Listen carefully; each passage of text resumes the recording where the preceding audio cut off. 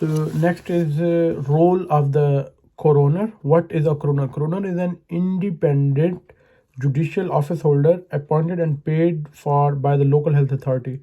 Coroners are now lawyers of at least 5 years good standing who meet the criteria for judiciary work. What do coroners do? So they inquire into the violent or unnatural deaths, sudden deaths of unknown cause, and deaths that occurred in the police custody.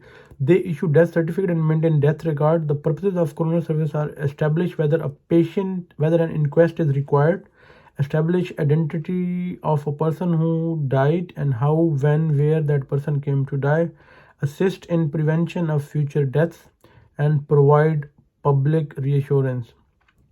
What is when is a death reported to the coroner? No doctor attended the deceased during the last illness. Deceased was not seen within 14 days of the death or after death. Cause of the death is unknown. Death occurred during an operation before recovery from anesthesia. Death was due to the industrial disease. Death was sudden, unexpected, unnatural death in the police custody. What can the coroner do when a death has been reported? Issue a death certificate if cause is evident natural. Ask for a post-mortem. Does not need permission from the relatives and order an inquest. What is an inquest? It is a limited fact-finding inquiry to establish who died, how, when, and where. It does not establish liability or a blame. The coroner's court is a court of law. The coroner may summon witnesses and people found to be lying or guilty of the perjury.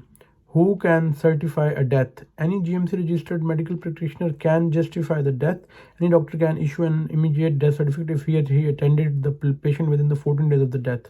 When should you, as a doctor, disclose relevant information about a patient who has died? To help a coroner with an inquest when disclosure is required by law or justified in the public interest.